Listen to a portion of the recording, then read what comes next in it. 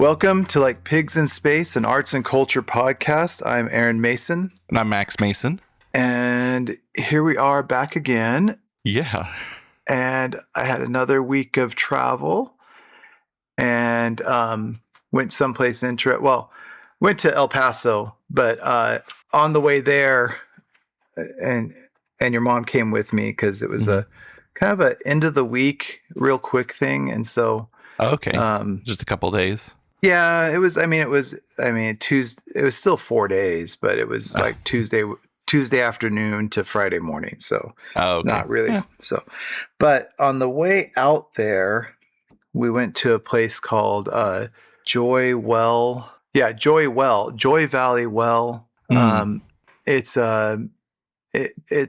there's a place on the way out I-10 to there's the turnoff for Safford. Okay. And then after that, the next town is Bowie. It's it's mostly agricultural. The town itself is kind of dying. Okay. But we turned off because that whole area, and it's kind of, there's different spots all around it, but they have fire agate is everywhere. So there's a couple places up in north of Safford, northeast of Safford. This is south of that same location, and then it kind of triangulates. There's another location where you can search for them. You go into New Mexico and come right and you go on this road that comes just back into Arizona that you can only get to by going that way. Yeah. And so it's kind of this triangle of where fire agate are and on land that you can search for it. Okay. So they're Bureau of Land Management places instead of private or state land. So, okay. So we went looking for fire agate, and it was pretty cool. There's a lot more area. There's a lot less picked over because it's not as popular as the other two places. In fact, I didn't know about it until just recently because the other two areas are what gets advertised. Okay. And yeah. So that was cool. And then we found a lot of stuff that was better, like darker and closer to being fire agate instead of just the white stuff that surrounds it. And then we were driving away and gotten several miles away from there and found a big wash and found even better stuff. And that was way far away and big chunks. And I'm like, oh goodness. And so I looked on the map and I'm like, I got to go back because I can see if I walked straight south, the wash would have started and I could have, and I'm sure it's barely, I was right close to where people park. Yeah. Could park, and I still found good stuff. So wow. It's not a place people aren't looking. Yeah, it's just not. I think because it's kind of it's a ways, and I think people just think they've gone too far and haven't quite gotten to it. Okay. But also there was a turnoff before we even got out there. We saw that's called Joy Well or Joy Well, and then there was this thing called Hot Well Dunes. Okay. And there, as we're going out the road to go over to the collection site, there's a turnoff that goes straight north. And I was like, oh, I wonder what that is. So I looked it up, and it's sand dunes for like taking your quads out, type of thing, which is kind of cool. I didn't know those were there. Right. But at the camp area, they also have two what look like jacuzzis. Okay. They're little round pools that fill up with their mineral hot springs. Ooh. And so they fill up with hot water, and they have two of those that you can go just soak in. I'm like, oh, we're going there. Yeah. So it's just wild. There's a round one. I guess there's there's a little square one too. But anyway, very cool. Very, very cool. Super cool. And so that was a neat thing. Says they're temporarily closing the hot tubs at Hot Well Dunes for maintenance. So, but that says this is a new article, just this last week. but it says they'll be closing them for maintenance in August. So who cares? That's, and they look a little rough. Yeah, they look a little rough. Maybe you take a skimmer when you go or something. Maybe. Yeah, they're going to drain the tubs, allow it to dry, and then clean the ditch in order to improve water flow. So they're not abandoning them, which is great, That's nice. Because too often that happens. So yeah, that was cool. But the more important part of it is that I was heading to El Paso, and it was good timing. So, and it's going to relate heavily to what I'm talking about today. Nice. Which was actually surprising because this book, I'm going to discuss a book that I read a while ago, but some of the locations in it, I forgot what they were. And it just so happens that Juarez and El Paso play a big part in the book. Nice. I don't know. I thought things had taken place closer to California, but they hadn't. So cool. So I think we'll start with a lesson, or just a lesson on a writing style. Okay. Okay. Yes. So have you ever? And this is it. I always confused it until I kind of understood what it means. But have you ever heard of a picaresque novel? No. So I don't think I have. Not picturesque. Not picturesque. It's picaresque. Picaresque. So okay. It is a genre so there's two descriptions here. It's a genre of prose fiction originating in 16th century Spain, featuring a roguish, low-born hero, the picaro, who uses wit and deceit to survive in a corrupt society. Typically told in the first person, these stories are episodic, humorous, and satirical, following the protagonist's adventures as they move between masters. Okay. So, and it says the picaresque genre allows for a often harsh satire of society as the hero's journey exposes the failings of various social classes and professions. So it's a classic example of this is Don Quixote. Okay. Yeah. And he's, there's a lot of humor in that story. Right. And so the structure is episodic. So do you know what episodic means? It's not like one continuous story. It's like sections kind of vignettes. Put together. Vignettes. Yeah. Episodes or vignettes. Yeah. So, and just as a kind of tangent to that is one of the reasons Pulp Fiction is so interesting is that there is a through story kind of, but it's very episodic. There's a lot of stories and a lot of vignettes of different events happening and different people. And then they start to intertwine, but that's why that's interesting. That's why Citizen Kane is so well thought of, because it's these different episodes, a little bit more tied together, but that's Pulp Fiction owes stylistically to Citizen Kane, which and the only difference is that Pulp Fiction would be picaresque, because it's low-born, fighting against society, whereas Citizen Kane he's rich, wealthy, high-born. Different story. Some of the other ones, Josie's reading right now a book called Moll Flanders by Daniel Defoe. That's one that is a picaresque novel. Tom Jones, which is a famous. There's some Voltaire novels, and then there's an American novel. What would you guess would be of the most classic of American stories? Would be an episodic.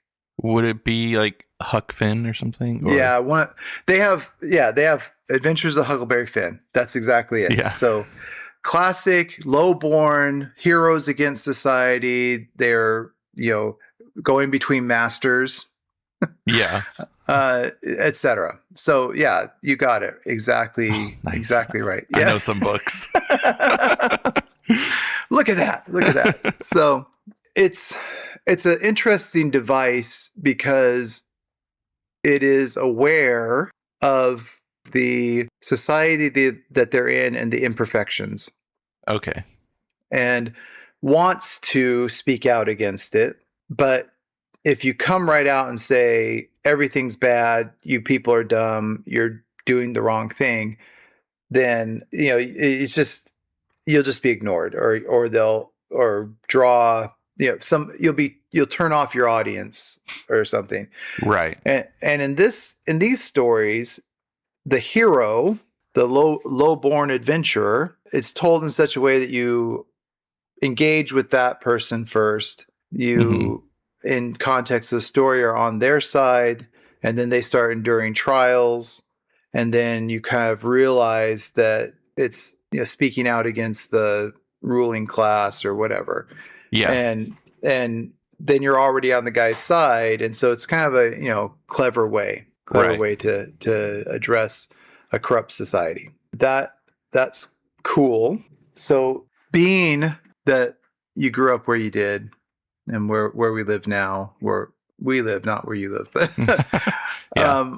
Especially here, we have kind of come face to face with some of the items that are covered in this book, it is a book related to immigration. Okay. And more specifically, immigration on the southern border. So Okay. that's why Juarez and El Paso come into play, and so you can see why it was good timing. Just it happened to work out. Yeah. That I'm reading it, and a few other things. Let's get in, because there's enough of it to kind of discuss that I don't have to go much more. But I'll tell you what some of the history. So Okay.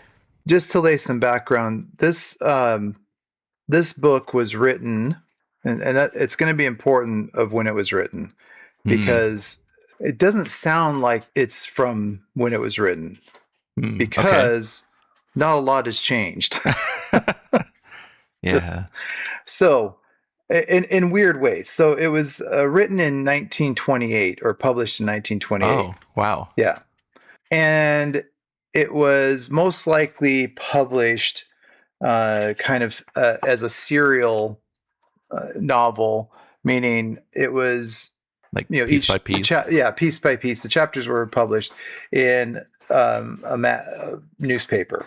So okay, right. The newspaper it was published in, let me get this out of the way. The newspaper it was published in was called, let me get to it. So it was published in a satirical newspaper, a weekly satirical newspaper called El Malcriado. El Malcriado. Okay. And the interesting thing is it was published and then lost. Oh. So nobody knew it existed. And for being a weekly newspaper, there's only one issue that they know of, or at least at the time this was published in 2000. Oh, so interesting. So this guy was, nobody knew about this novel. He found a copy that they had of the El Malcriado, which was in Los Angeles, was where it was published. Oh, okay.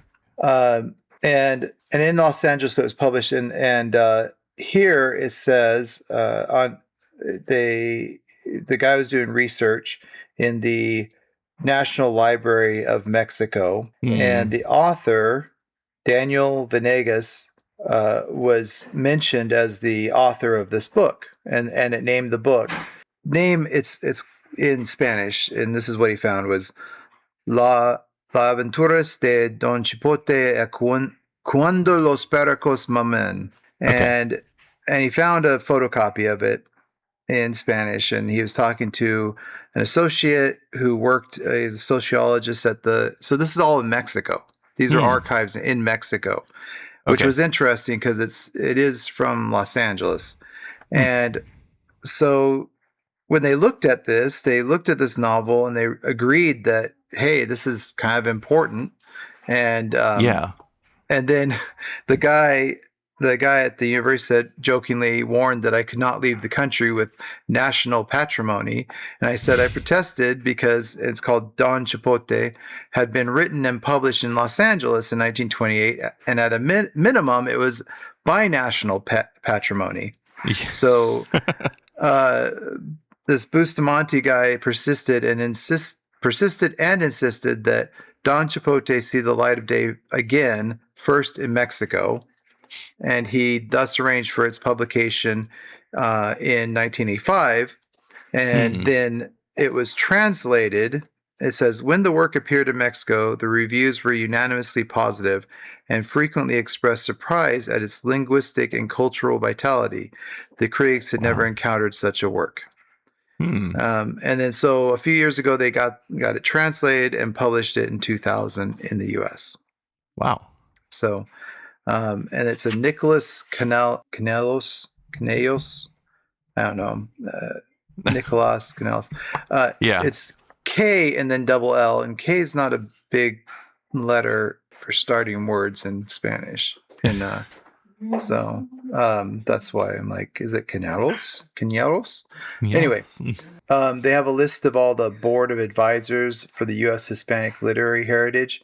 And there are, places you expect like Puerto Rico and that, but the only one I thought where there would be more in Arizona, but it's University of Arizona is represented on here, so that's kind of cool. So. Nice. But there's a lot of different universities that are advising on this.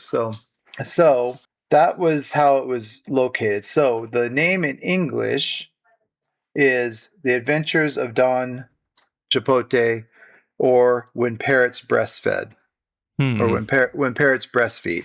It's interesting. It said they've never seen a work like this, and this Daniel Venegas was a playwright as well, and so there's kind of hints of all these plays he did that were more vaudeville-like. I think is what they said. Back here it says he had a Venegas' name appears in the Spanish language press of Los Angeles, primarily in reviews of his plays and of his vaudeville ensemble, Compañía de Revistas Daniel Venegas. So it's Daniel Venegas's companion.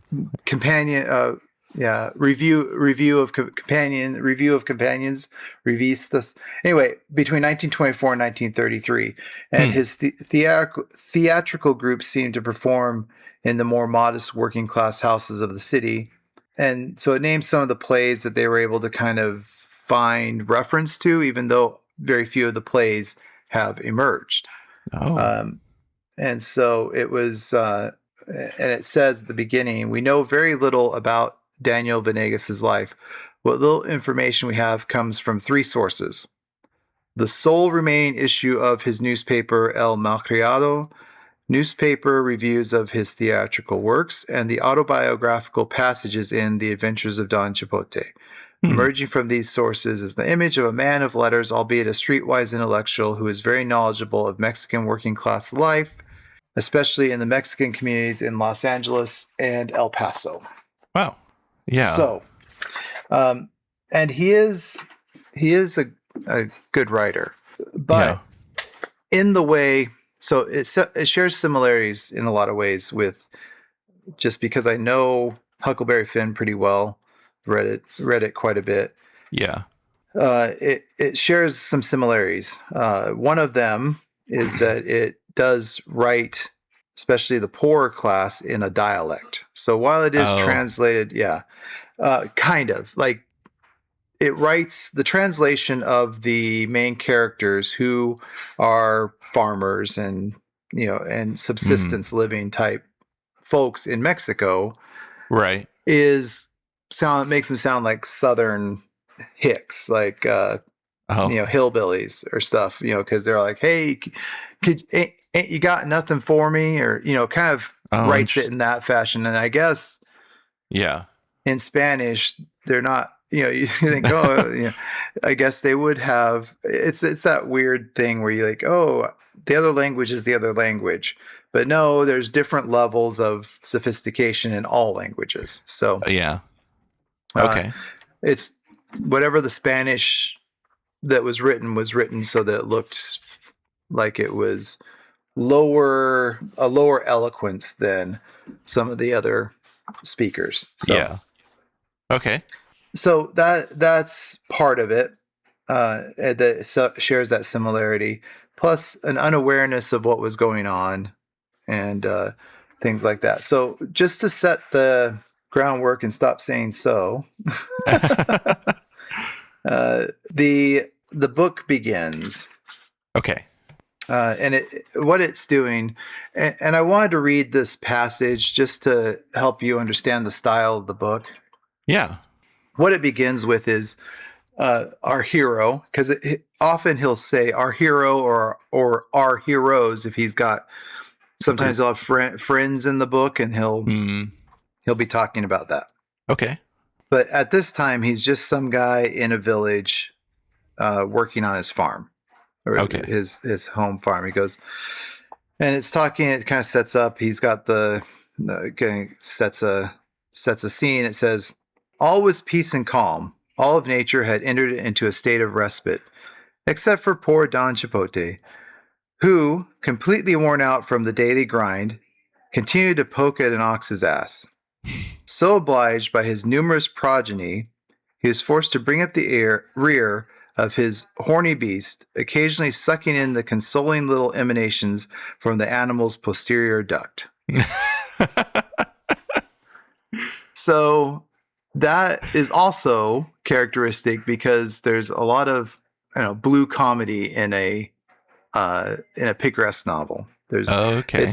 because it doesn't shy away from the bad ugly parts of life. Okay. Is what it comes down to. So that So just tells working hard and behind the fart. ox. Yeah. That's a new song. Working hard and sucking farts. And then he went inside, and so he went. And it's funny the terms So his dog's name is the barking of Skin and Bones, and that's just spelled One out word. skin and one word. Nice. And then he went to his shack where Doña Chipote, his little chipotitos.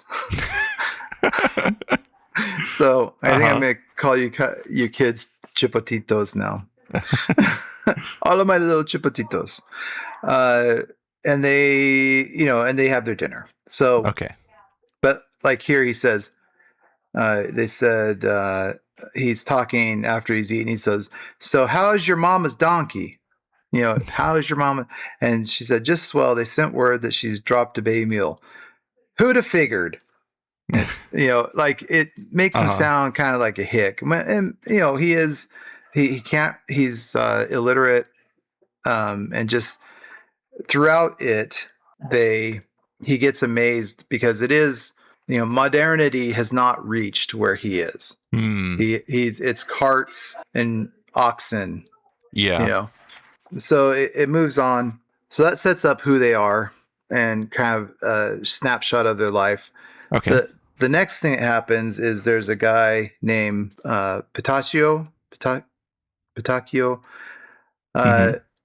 who is from the same town, and it says he was originally born there, and it's funny. So lowbrow, not lowbrow, but lowborn.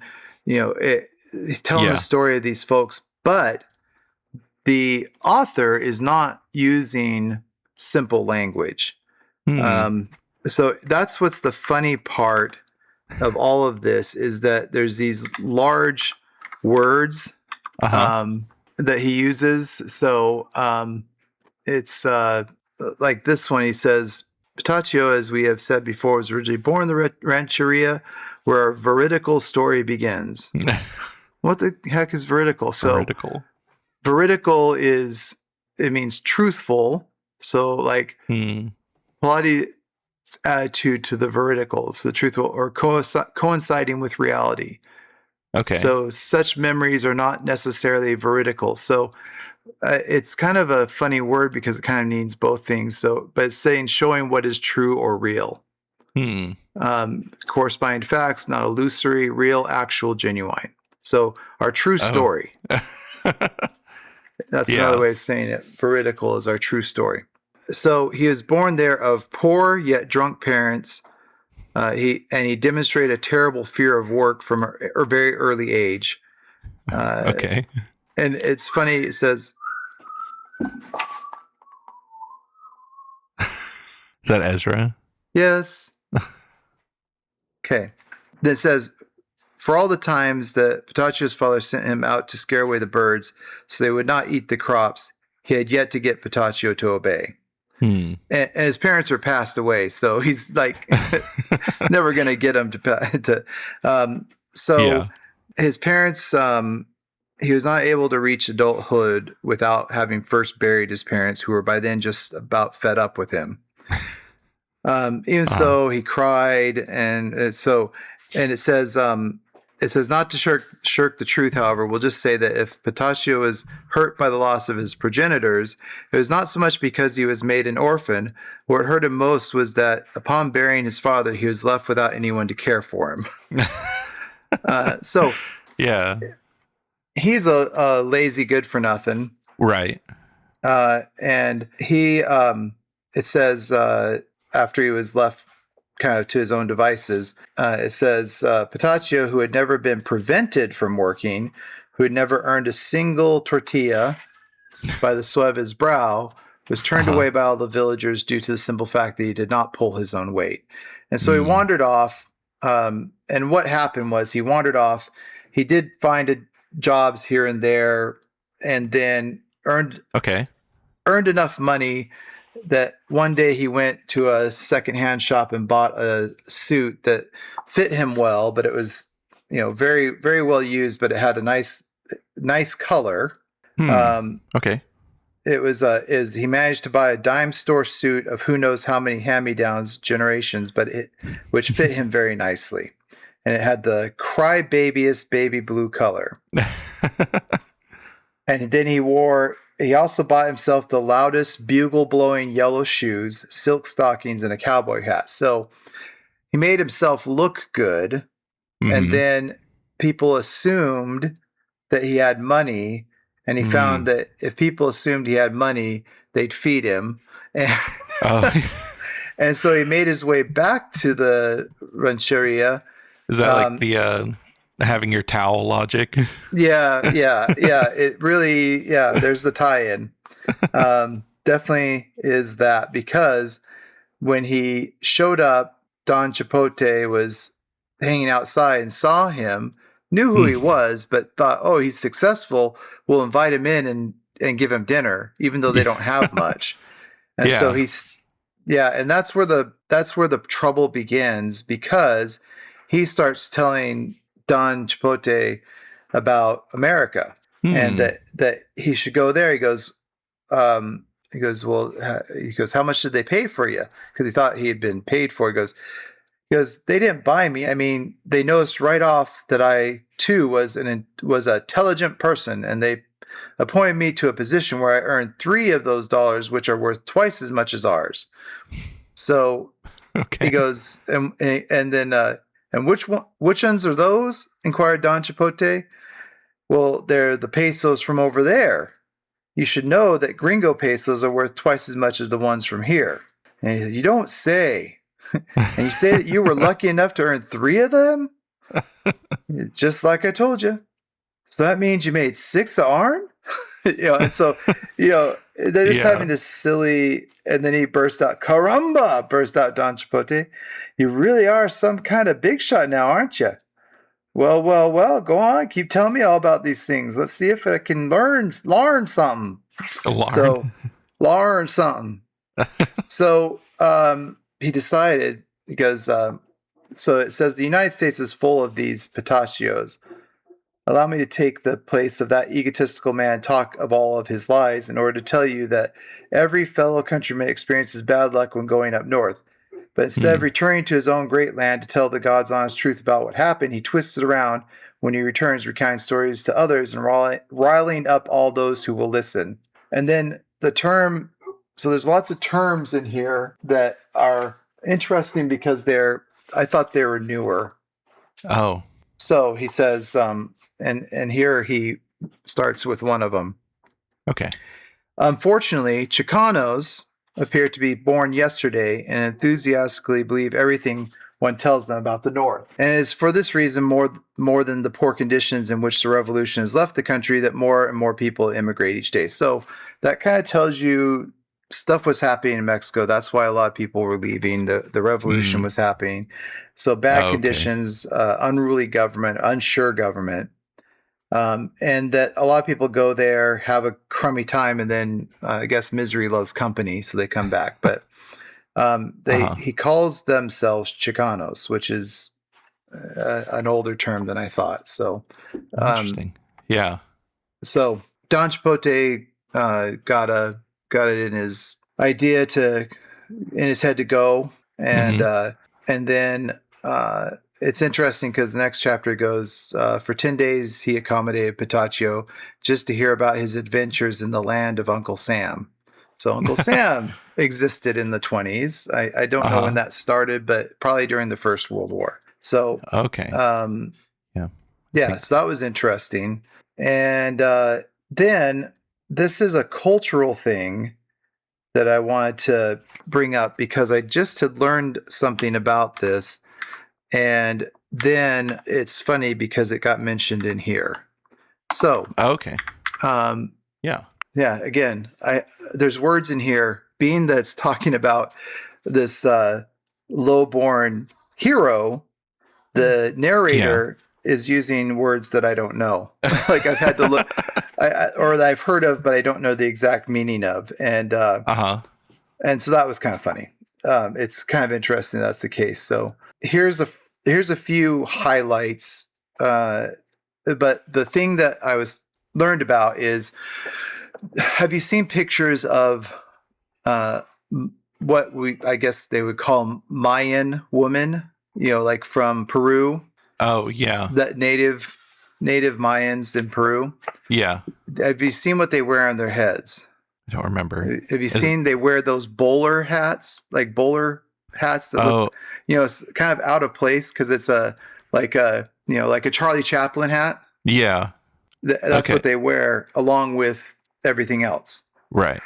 So what it was is those were, and I was like, oh, that's kind of weird. How is that, like super way back they came up with this idea? And no, this was something that, they started seeing well-to-do people wearing these hats. And so the women thought, oh, those must be nice, fancy hats. And so they started wearing them.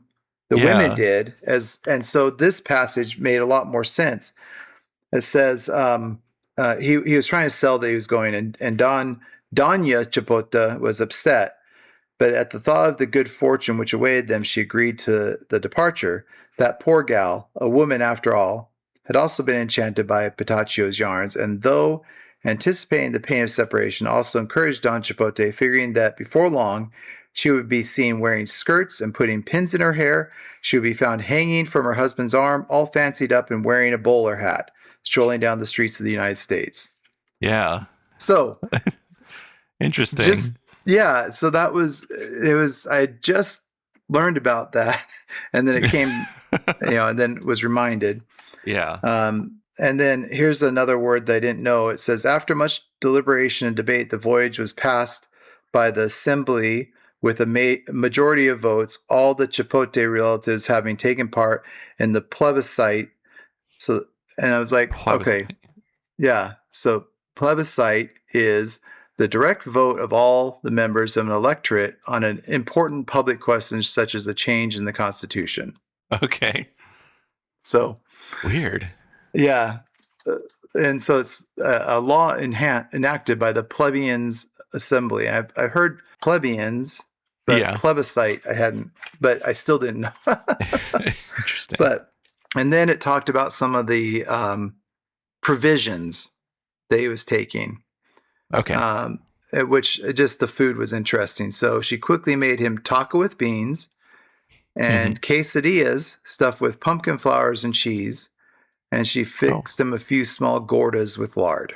So, that was just to see what kind of provisions yeah. were provided to him. Would pumpkin flower, is that like pumpkin seed or No, like like blossoms from Oh, interesting. pumpkins. Yeah.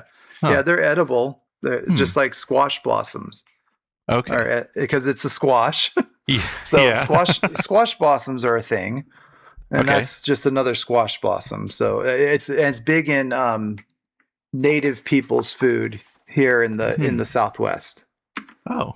I've had lots of stuff that with squash blossoms. And then he took off trying to find his way and went on his journey. Nice. And his dog went with him. Cool. And he says, it took longer than he thought. He had an opportunity, bought a ton of tortillas and chili peppers, but since the tortillas were the first to go, there were days when him and his dog ate nothing but chilies. The result of which was that when they had to dispose of their digestive food, it was so painful that they even cried out loud. So after a month of wandering, they first spied the spire of a church in Ciudad Juarez. That is where I go. Yeah. That's the name. It's not just Juarez, it's Ciudad. So it's the city of Juarez. So I think that Don Chipote lived in Chihuahua, in that state. Oh, okay. Because it's a big state and it would take a month to walk from the southern, like my coworker or my Alfredo, he's from an area in southern Chihuahua that's it's probably a 4-hour drive or something like that. Maybe 4 or 5 hours to Juarez, which that's a long ways. That's 300 some odd miles. So maybe even if let's say he walked 10 miles a day, that's 300 miles. So that's a lot that's a lot. Yeah, and that would be a lot of walking. So so he could have even been 100, 200 miles away, and it would still take him 30 days because he probably he didn't know where he's going. So, and it says, and then the other term, and I've heard this, and there's a lot of weight to this term. Okay. Braceros. Braceros. Or a bracero. So, it says Ciudad Juarez is where caravans of braceros go to immigrate from their fatherland in search of work. So a bracero is a Mexican laborer allowed into the U.S. for a limited time as a seasonal agricultural worker. Okay. So this will become important because of a discussion I had. Yeah. So he didn't know what to do. He tried to lay down, take a rest. But the next chapter is Ciudad Juarez, one of the largest border crossings in Mexico, is without a doubt one of the greatest centers of movement and one of the greatest centers of perversion as well. Okay. It is for this reason that the Americans, strangers to our country's interior, have formed such a negative image of us. So this is he immigrated as well. The author. The author. Yeah. So this is the biographical stuff that they talked about of how they learned about him. Okay. It says, is there that drunkards from El Paso go, lusting for a drink to ease their cravings to escape the prohibitionist laws.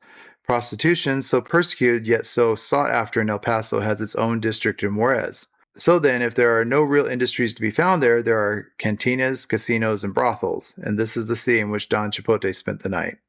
So that's kind of jives with some of it used to be everybody would go from El Paso to Juarez for those reasons. Wow. And so that kind of sets the scene of where he's at.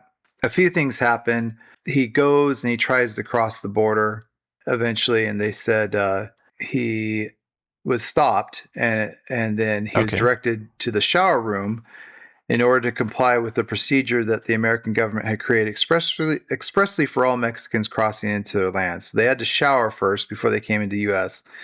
And then is that actually what happened? Yeah, Or yeah, they you gotta be really good. clean, and then they'd let them go Oh, to the border. Yeah, and it says so they shoved him in there, and it says that he's like, "Why'd they take us here?" Because he get in there, everybody's taking off their clothes, getting ready to shower. He goes, everyone laughed at his naivete, but someone explained that it was necessary for him to bathe and disinfect his clothing before he could go to the other side. huh. So there's this thing that they thought they were dirty. Yeah. Um, and he goes, Wow. he didn't wait for another second. He thought that if this was the only thing he had to do, it was worth not fussing over, because he thought that was all he had to do to get into the country. And Yeah. so put disinfectant on, hit the showers. He goes, there thou hast it. Don Chipote actually taking pleasure in the first humiliation that the gringo forces on Mexican immigrants. Wow. And Yeah. then it says he showered. He was showering and taking delight in the warm shower. It says it was no small task for Don Chipote to scrub off all the grime that covered his body.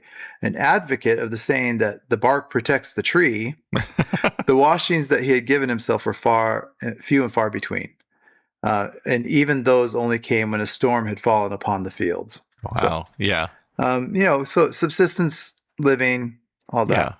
So he gets to go to the border. Turns out there's an $8 fee, and obviously he doesn't have an $8. That's exorbitant. Yeah. Let's see. Let's do a quick search. This is 1920. Yeah, $8. Oh Is wow, I can't. $1 about $19 today? Oh really? That's 152. yeah. That sounds 150. So that's a A lot. lot. Yeah. Yeah. Yeah, $1 in 1925 could buy 18.5 times more than $1 today. So a lot. Yeah, a large fee. Yeah. I think actually when I went to get my resident visa, the charge was $150 or something. Like it's almost like it's almost like the same fee has just gone with the inflation. Yeah. So Funny. that was really funny. I just thought about that. But okay, so he didn't have it. So they said Right. you can't cross, and so he was milling around. And then what happened next? And this is he goes. So a couple of things, like he saw the clock on the customs building showed 11, but I just thought it was interesting. Customs building. Mhm. But he was sleeping outside, and it's kind of it says he was sleeping, and it says Don Chipote gave no signs of life other than it is my unpleasant job to report the vileness that he let escape through his mouth and one after another through his posterior duct. So again, Wow. yeah, it's funny. So That's really because yeah. So I have to tell you this. But Yeah. So I've highlighted in this book as I saw phrases throughout it that I thought were more modern than they are. yeah. So one of them here is it says, "And like monkey see, monkey do." And it's like, okay, well Wow. that's an old term. Uh-huh. And then he got arrested. When he was sleeping, they came and arrested him for public intoxication, but he wasn't drunk. And so Oh. he went to court, and they kept passing sentence, 30 days in the quarry, no fine was the standard. And they got up to the judge, and he told the judge his story, and the judge was convinced of the absurdity of the charge, and he let him go. Hmm. And then Nice. the one about that is another one. He says, "Judgment now passed. That which they had taken from him the night before was returned to Don Chipote. Before justice could change its mind, master and dog made like a banana and split." So Wow. yeah. And then it says, "Don Chipote flew out of jail like a bat out of hell." So, Crazy. yeah. So it just these funny phrases that I thought were maybe more modern. Yeah. And then here it talks about the Immigration Act, which is interesting. Mm-hmm. It says the reason they talk about it is he was talking to colleagues there who told him how to get across. And it says scoop on tricks of the trade needed to cross the border in ways which did not satisfy the Immigration Act. So he Okay. needed somebody. So do you know that what they're called? People that take undocumented individuals across the border. Do you know what they're called? I don't. So again, I thought this was a newer term, but they're called coyotes. Oh, okay. Yeah. And so he says the coyote spelled out how he could help. So that's an old term. And Yeah. they're human smugglers. I mean, that's um and it's funny because he says when night fell, those little lambs led by the coyote started down the road to El Paso. Yeah. So kind of a funny. So they got to, and again, there's some elevated words like this one was adulations because he was grateful for something. And Yeah. then here it says the coyote cognizant of the fact. So that was kind of, Yeah. but they're all crossed and they got across the river Cool. and they made it to it was a smelter on the outskirts of El Paso where there was a large immigrant community anyway. And then they asked for directions. Uh-huh. And it says, and this is not Don Chipote, who had not had anyone to chew the fat with. That's another phrase. Right. It's like this book is full of those kind of phrases. Those, like idiom or idioms, yeah. yeah. And It so almost feels like it's where all of them come from because they just use so much. Yeah, it's used so much. Like it's every allusion he does is one of these idioms that he just uses, and it's just over and over again. It just there's so many. I ran out of times highlighting them because he uses so many, and so it's kind of, which I think is very. He says his shows were in the lower class, so it's kind of like getting the joke across. And so it says, where did it say that? It said he was vaudeville. That's what it was, a vaudeville type of plays is what he did, which are like full of cheesy jokes, you know? Yeah. So he knew all the catchphrases, all the little idioms and everything, all the slang, and he used it throughout the book. And, I think to ramp up the entertainment because he's a playwright, so it feels that way. Anyway, so he found a friend also who had just crossed, named Policarpo, and him and Don Chipote and Policarpo spend a good deal of the rest of the book on their adventures together. Oh, okay. So they get heading towards El Paso, and it says they got on a trolley, which was amazing it freaked him out a little bit because it was a big cart which moved without oxen, and it consequently made Don Chipote believe that it must be possessed by evil spirits. But so he says the car's arrival in the Plaza de San Jacinto, or the Plaza of Alligators, as the resident Chicanos from El Paso call it, was all they said it would be, and they got out of the trolley and headed to the Sheldon building. So here's where the conversation took place. I went to our broker on the border, and in their conference room that we were in was a big old picture, probably 1930s photograph that had been blown up and colorized of Plaza San Jacinto. Oh, really? So yeah, the interesting thing about this book is everything's real. Like the locations, all of them are real, are probably from his own experience of coming over. But it's like, oh, I'm reading this book and it talks about they would all go to the San Jacinto Plaza. And that's where they headed, and they'd meet all the other Chicanos there. And I thought it was interesting. I was telling everybody there, and everybody there in that room was either born in Mexico or, first generation US, but all of them have lived in El Paso and on the border for most of their lives, and, know the culture and know the history. And so without me telling much more, one guy, Sergio, says, "Oh yeah, San Jacinto back in the 1950s, they were trying to do a bracero program, braceros, which were Oh, mentioned to right. Right. and San Jacinto was where they all stayed. They put up housing there for them because I think they were trying to either, let's see, what was what they were trying to do. The bracero program was a U.S.-Mexican agreement importing millions of Mexican agricultural workers to address labor shortages, especially during the 1950s. And so they would put them up there Yeah. and in that plaza back then. That was the bracero program. But that bracero, so while they were braceros in this book, because they were the laborers working for low wages, this was a program to do it kind of officially instead of them crossing over without permission, without satisfying the Immigration Act, as they put it in this book. Right.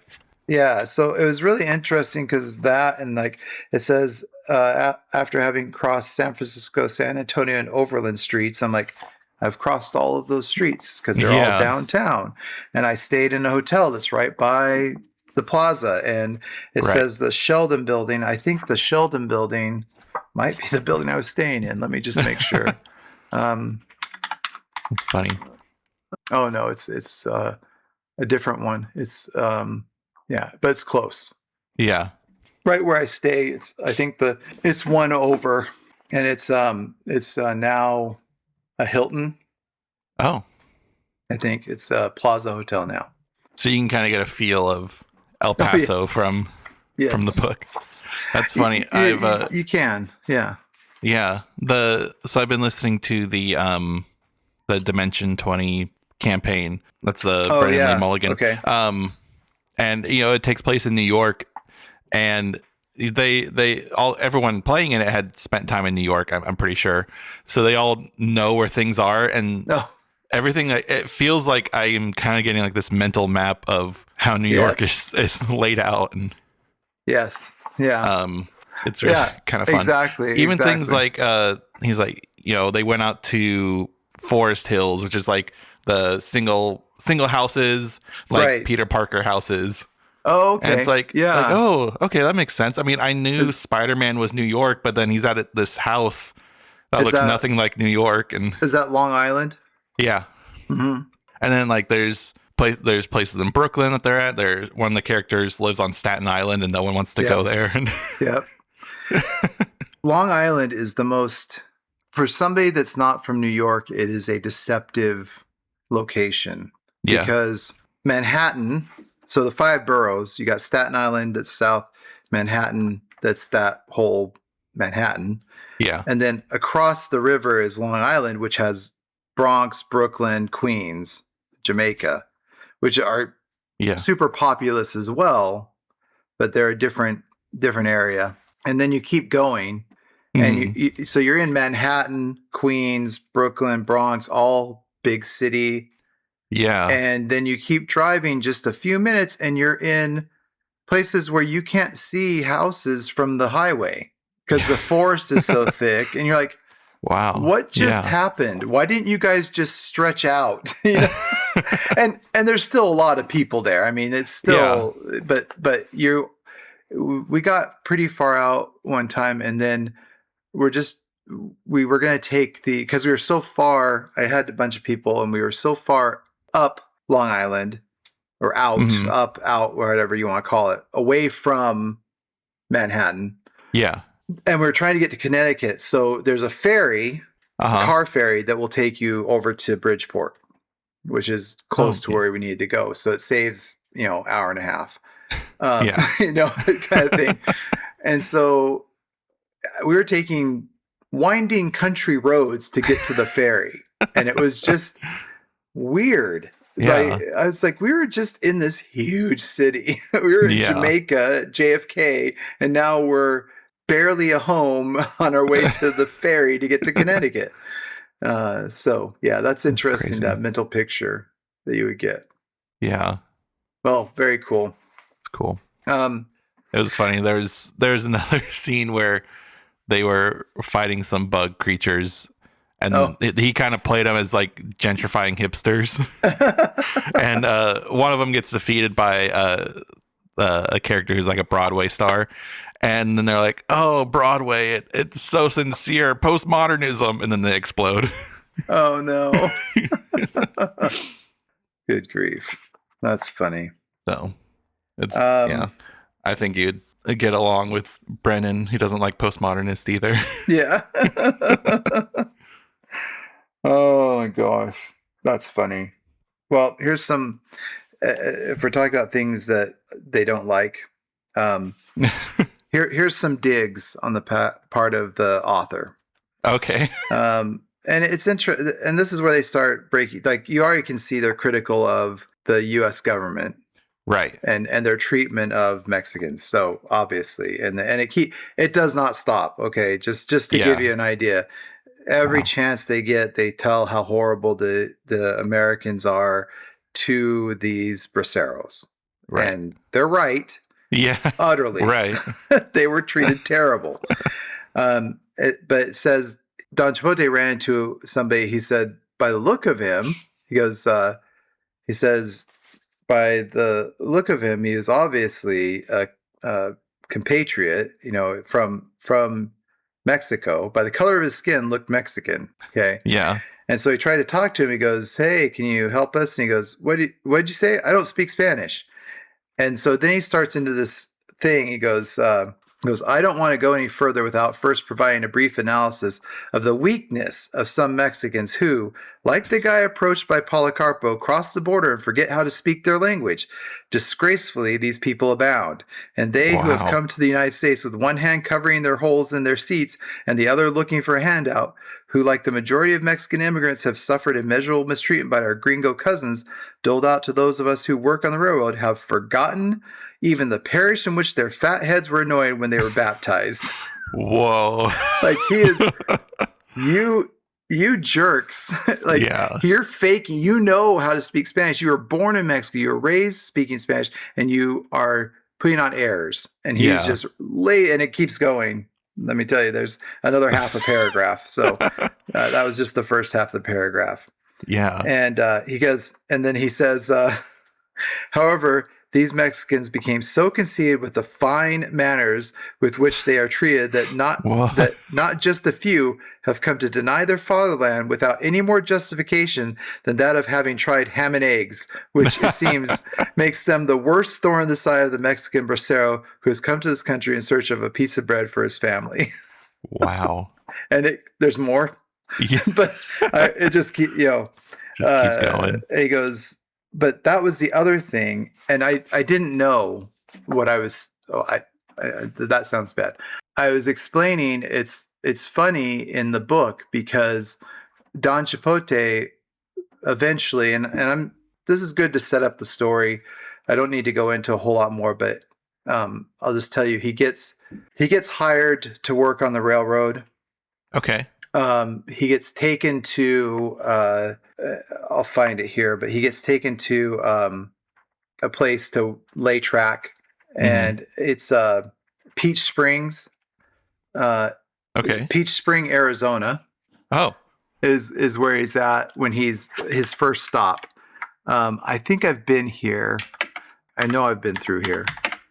Yeah. Oh, you know what? I know where this is. Oh, it can't be. Is that where it was? Let me see. Oh, it is. Okay. Well, I have a tie to this book that's unpleasant. Okay. I went to Havasupai, which is an offshoot canyon from the Grand Canyon. It has the big, beautiful waterfalls. We did a hike. Okay. And it was... and my dad went. It was, we did the hike. There was a bunch of Boy Scouts, but I was an adult then, and he was the scoutmaster, and so he invited me to go as well because it's hard to get a reservation, and they had a reservation for however many was in their group. So I got to go, and it's a good opportunity because it's hard to get in. And we were using somebody's van, and Uh-huh. because it was like a 15 passenger van to get all the kids there, and there's a couple of folks driving. Right. So we drove up there, and then on the way out, we blew the transmission in Peach Springs, Arizona. Whoa. Which has exactly nothing except a gas station in it. That's funny. There is a church there now. Oh. Which is hilarious because there's nothing else there. Yeah. I think there's more now, but at the time, that exit had a gas. Oh, it's still John Osterman Shell gas station. I spent an entire day in a gas station which at least it was not just a gas station. It had crappy pizza. Cool. But there was nothing else. And then the boys' bathroom, all the toilets were full of poop. And so we had to stand guard and use the women's bathroom. And we just all day. We broke down probably at 11. And then we were finally rescued by the folks sent from the valley. we were brought in from the plains, so to speak. Yeah. And left the van there to have the transmission rebuilt or whatever. Wow. That's been quite the experience. And I had to sit there and look at the guy. There's a guy, and he had, kind of running the station. He had pictures up and pictures of his young son holding up the dead mountain lion that they'd shot. Got it. I'm like, oh, brave boy. Glad you got your mountain lion. Did you do anything with it or just leave it there? I mean, right. Yeah.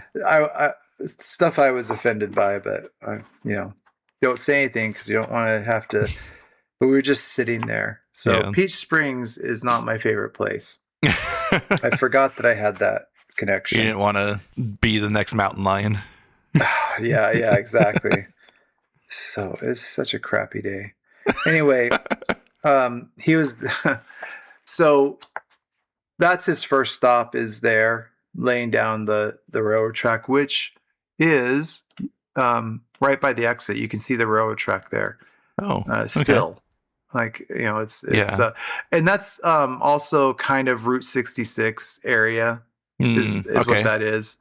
Yeah, it is. It's exactly. Peach Springs is on Route 66. So, okay. It's the mother road. It would have been a major location even then. Yeah.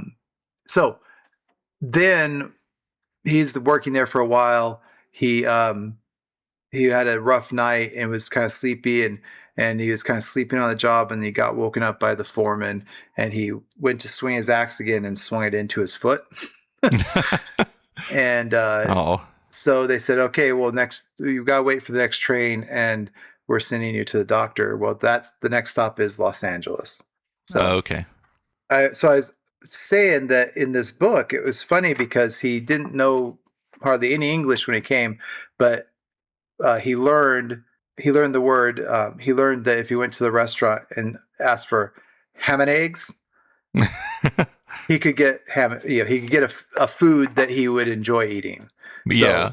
But he just said ham and eggs, and I told him that I didn't know how funny that was. They all died laughing about the ham and eggs. They said ham and eggs. Yeah, and then I'm reading in here, and they mentioned that where nothing more than they've tried ham and eggs. Like that's the funny. Like it is a thing. Like it is a idea. Yeah. That means something in that culture, and for Mexicans living on the border. And because it mentions it even later in here as well. Let me see if I can find that passage too. Later on, when he's living in L.A., that's how they get food. Is to order ham and eggs, and that's just what it mentions something about it, but it puts it in context of more of an idea. Yeah. Of a symbolic idea of adapting to the new culture, I think. Interesting. And that that is getting a taste of American society that's pleasurable and therefore ignoring all the injustices. I think that's what ham and eggs means. Interesting. Isn't that interesting? Yeah. Um, Wow. Trying to think so of yeah, other things like that. yeah, yeah. It's yeah. So they're working on the track, and it says, and that was the day, according to them, that they had begun to live like kings because they slept as long as they wanted to. This was them waiting to go. They've enlisted, but they are waiting for the order of how many people they needed to be filled. And so they could Mm, just lay around and they were getting fed and they yeah. had a place to stay. And it says, because they slept as long as they wanted, and the only thing that made them get out of bed was the fact that the sardines and crackers they had eaten the day before were now fully digested and insisted on leaving lickety split. This is something which, as the reader knows, is extremely important to attend to, or you risk peritonitis, Huh. a redness and swelling, inflammation of the lining of your belly or abdomen. Wow. Yeah. Is yeah, is often an infection from a hole in the bowel or a burst appendix. Yeah. Hmm. So they're like risking bursting your appendix is basically what Yeah. he's saying. Um, so they had nothing more to do than eat and surrender to bodily pleasures. As yeah. And as soon as they felt the first gastronomic warnings, our immigrants didn't wait a moment to make their contributions to nature, unlike high society people. So anyway, again, it's funny because they mention all the little grossnesses of life and don't shy away from it. Yeah. So they go to LA. He gets put in the hospital, gets better. They find work. They start, and I think this is where it gets autobiographical more so, because in the later parts, it talks about he was finding work, but they started to perform, Hmm. in theater things, and was Right. getting some popularity and living high, and dressing well, and had become high class than he had been. Oh, yeah. He was adapting to it. So there's a little bit of the like, this is as they're getting ready to leave. It says, now, readers, here you have Don Chipote on his way to California. Will he make it? Those of you who have been hooked into working on the trek, tell me, does he have much left to go? So, he's kind of reaching out, and that kind of Uh-huh. ends this. So you can tell that was like the cliffhanger in the Yeah. newspaper. And then it begins again with, it says, with wheels turning and whistles whistling, the train carried the herd of our fellow countrymen who, for one reason or another, had come to work in a foreign land, had come to expend all of their energy and perhaps even their life in this country, which, in spite of being religious and supposedly democratic, that is to say, the land of the free, does not hesitate to kick Mexicans around. And so, Wow. Yeah. again, and again, and it's great. It reminds you every single time, like, and people are horrible to them, and Yeah. uh, one last gross one. It says, good reader, have you ever had to burp so bad and felt so satisfied when you finally managed to let it all out? So, Wow. so That's awesome. yeah, so they make it to Peach Springs. He gets injured. He actually gets somebody to write a letter back home. Then which is great. Yeah. He gets a letter back. That guy that kind of had sent him out was staying back home, helping out, and he was Hmm. worried that there is that he was stepping into his role type of thing. And Oh, she wrote back and kind of was very plain about everything that was going on, and it wasn't really, he's like, oh, he's there all the time. He goes, hey, listen, the guy that was reading is like, hey, listen, if things were going on, she would have hit it. She's telling you everything, so just yeah. I think you're okay. And then they were getting yelled at by somebody. Here's one more phrase. It says, the old man broke loose with some insults, but because everything he said was in English, it rolled off them like water off a duck's back. Huh. Yeah. It's not hard to find these, but it's just fun to hear them. Yeah. And then it steps out here. It says the author of this novel not too long ago had to join up with the infamous track, which is the railroad. Mm-hmm. And then it kind of explains his experience here pretty extensively, because he talks about how he stood up to him and got canned. Um, and it says, and not few are the foremen who have gone as far as killing Mexicans, which crimes go unpublished. And then this final one is just, I mean, it's, of course, when the workers on the track decide to rub out a foreman, it's because he's already heaped their plate high with injustice. Yeah. And there's no apology. I mean, there shouldn't be, but there's no apology for it. So, which is Yeah. great. So, just that's there's no could eat a horse. There's another phrase, and then the dog would have bit the hand that of feeding him. Anyway, Yeah. so then when he's taking off, the train goes through Needles, which is kind of fun. Yeah, Yeah. we've been to Needles. We know how desolate that is.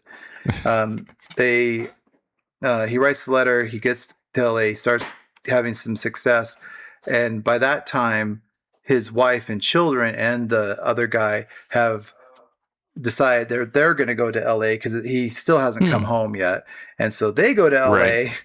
and he has a girlfriend at that time, or a side, he's invited his, he's staying there. It says a few months passed, and he's staying around. He's seeing the success.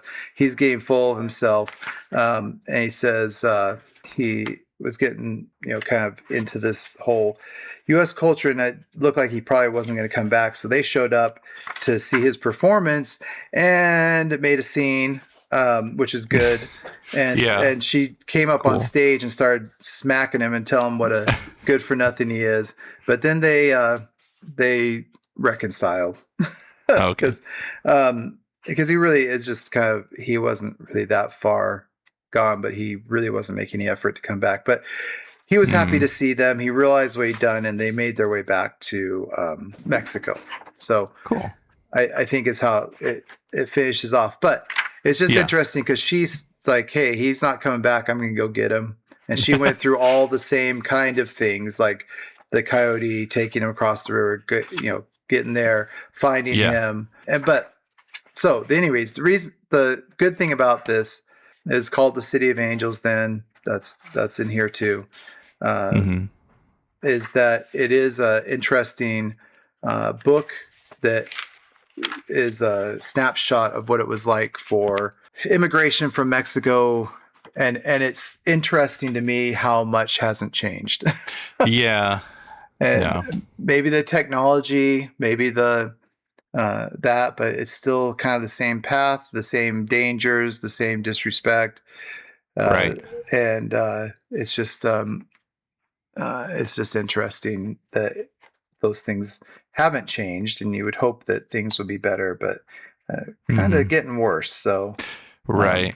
Not to make this, this isn't NPR here, but just, it's a fascinating book that exists is just the most fascinating thing in the world. So, right. There's my review, and hopefully, you can discover this book and see things from that point of view. Nice. So. Yeah, I think it's really good. Yeah. It was reminding me, at least when we were talking about the picaresque novels. It reminded me of something that I think I'm gonna have planned to talk about, but it's a paper from like the 70s, basically being like, why don't Americans read fantasy novels and just like fiction in general? Oh, yeah. And it's kind of the same idea. It's like we really should, because you can really examine complex ideas, right, and a lot of social issues through the lens of these kind of fantastic creatures that is really important and really easy to understand, and a very good similar for your approach. development. Yeah, a very similar approach, right? Yeah. Puts things in a more palatable situation, and then you get surprised by the morality lesson. Yeah. So, yeah. And that's kind of what this does, and it's a really fun book. It's entertaining, but it also is not shy about anything. So that's good. the neat part. Well, Awesome. good deal. I'll have to go find it. It might be a hard one to find. It's not hard to find, actually. Oh, really? And the Internet Archive has a copy too, but it's everywhere. It's still published, yeah. Oh, cool. Because it's being used in colleges and stuff too. Because it's I read it in a Chicano history class.